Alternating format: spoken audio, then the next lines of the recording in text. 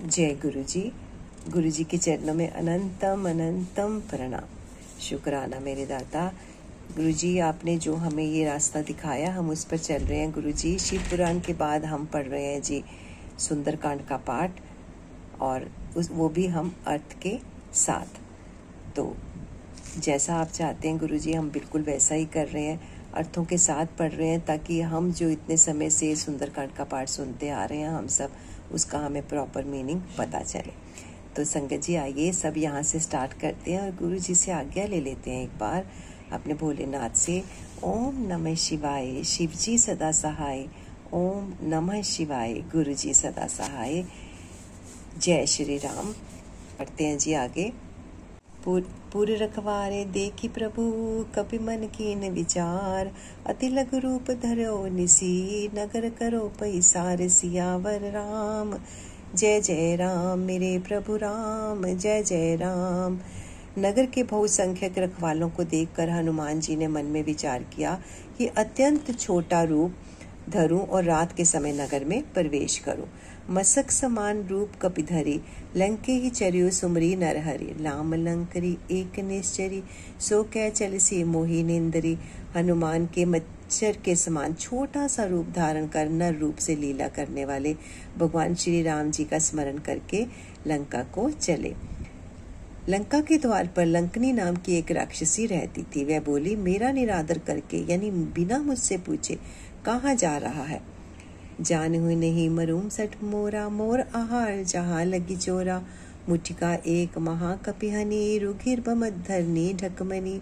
हे मूर्ख, तूने मेरा भेद नहीं जाना। जहाँ तक जितने चोर हैं वे सब मेरे आहार हैं। महाकपि हनुमान जी ने उसे एक घुसा मारा, जिससे वह खून की उल्टी करती हुई पृथ्वी पर लुढ़क पड़ी। मुनि संभारी उठी सो लंका, जोरी पानी कह विनय सशंका। जब रावणी ब्रह्मवरती ना, चलत विरिंची कहा मोहि चीना। वह लंकनी फिर अपने को संभाल कर उठी और डर के मारे हाथ जोड़कर विनती करने लगी। वह बोली, रावण को जब ब्रह्मा जी ने वर दिया था, वह चलते समय उन्होंने मुझे राक्षसों के विनाश की यह पहचान बता दी थी कि विकल हो सिके कपि के मारे। तब जैने सुनिश्चित निश्चर सहारे। तात मोर अति पुण्य बहुता, देखियो नहन राम कर दूता। जब तू बंदर के मारने से व्याकुल हो जाए, तब तू राक्षसों का संहार हुआ जान लेना। हे तात, मेरे बड़े पुण्य है जो मैं श्री रामचंद्र जी के दूत यानी आपको नेत्रों से देख पाई। तात स्वर्ग अपरग सुग, धरिए तुला एक अंग।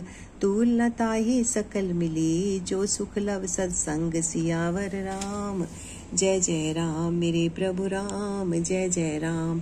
हे तात, स्वर्ग और मोक्ष के सब सुखों को तराजू के एक पलड़े में रखा जाए तो भी वे सब मिलकर दूसरे पलड़े पर रखे हुए उस सुख के बराबर नहीं हो सकते जो लव यानी क्षण मात्र के सत्संग से होता है। प्रबसी नगर की जे सब काजा, हृदय राखी कौशलपुर राजा। गरल सुधारी पुकरी मिताई, गोपद सिंधु अनल सितलाई। अयोध्यापुरी के राजा श्री नंदन नाथ को हृदय में रखे हुए नगर में प्रवेश करके सब काम कीजिए, उसके लिए विष अमृत हो जाता है। शत्रुता मित्रता करने लगते हैं। समुद्र गाय के खुर के बराबर हो जाता है। अग्नि में शीतलता आ जाती है। गरुड़ सुमेर रेणु सब ताहि, राम कृपा करि चितवा जाहि। अति लघु रूप धरे हनुमाना, पैठा नगर सुमरी भगवाना। और हे गरुड़ जी, सुमेरु पर्वत उसके लिए रज के समान हो जाता है, जिसे श्री रामचंद्र जी ने एक बार कृपा करके देख लिया। तब हनुमान जी ने बहुत ही छोटा रूप धारण किया और भगवान स्मरण करके नगर में प्रवेश किया। मंदिर मंदिर प्रतिक्रिय शोधा, देहे जहाँ तक अनगित योधा। गयो दसानन मंदिर माही, अति विचित्र कही जात सुनाही। उन्होंने एक एक प्रत्येक महल की खोज की, जहाँ तहाँ असंख्य योद्धा देखे। फिर वे रावण के महल में गए। वह अत्यंत विचित्र था, जिसका वर्णन नहीं हो सकता। शयन किए देखा कपिते ही, मंदिर मोह न दिखी वे देही। भवन एक पुनि दीख सुहावा, हरि मंदिर तय भिन्न बनावा। महान हनुमान जी ने उस रावण को शयन किए देखा, परंतु महल में जानकी जी को नहीं दिखाई दी। फिर एक सुंदर महल दिखाई दिया।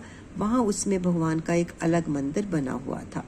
रामायुध अंकित ग्रह शोभा बरिन न जाय, नव तुलसी का वृंद तह देखी हर्ष कपिराय। सियावर राम जय जय राम, मेरे प्रभु राम जय जय राम। वह महल श्री राम जी के आयुध यानी धनुष बाण के चिन्हों से अंकित था। उसकी शोभा वर्णन नहीं की जा सकती। वहां नवीन नवीन तुलसी के वृक्ष समूहों को देखकर कपिराज श्री हनुमान जी हर्षित हुए। लंका निश्चर निकर निवासा, यहाँ कहाँ सज्जन कर बासा। मन मोहु तरक करे कपिला, गाते ही समय विभीषण जागा। लंका तो राक्षसों के समूह का निवास स्थान है, वहाँ सज्जन यानी साधु पुरुष का निवास कहाँ। हनुमान जी मन में इस प्रकार तर्क करने लगे। उसी समय विभीषण जी जाग गए। राम राम तेहि सुमिरन कीना, हृदय हर्ष कपि सज्जन चीना। एहि सन हठी करयु पहचानी, साधु ते होई न कारज हानि। उन्होंने विभीषण ने राम नाम का स्मरण यानी उच्चारण किया। हनुमान जी ने उन्हें सज्जन जाना और हृदय में हर्षित हुए। हनुमान जी ने विचार किया कि उनके हट करने पर अपनी ओर से ही परिचय करूंगा, क्योंकि साधु से कार्य की हानि नहीं होती, प्रयुक्त लाभ ही होता है। विप्र रूप धरे वचन सुनाए, सुनत विभीषण उठित आए। करि प्रणाम पूछी कुशलाई, विप्र कहू निज कथा बुझाई। ब्राह्मण का रूप धरकर हनुमान जी ने उन्हें वचन सुनाए यानी पुकारा। सुनते ही विभीषण जी उठकर वहां आए, प्रणाम करके कुशल पूछी और कहा कि हे ब्राह्मण देव, अपनी कथा समझाकर कहिए कि तुम हरिदासन में कोई, मोरे हृदय प्रीति अति होई। कि तुम राम दीन अनुरागी, आयु मोही करण बड़ भागी। क्या आप हरि भक्तों में से कोई हैं? क्योंकि आपको देखकर मेरे हृदय में अत्यंत प्रेम उमड़ रहा है। अथवा क्या आप दीनों से प्रेम करने वाले स्वयं राम जी ही हैं? तो मुझे बड़भागी बनाने यानी घर बैठे दर्शन देकर कृतार्थ करने आए हैं।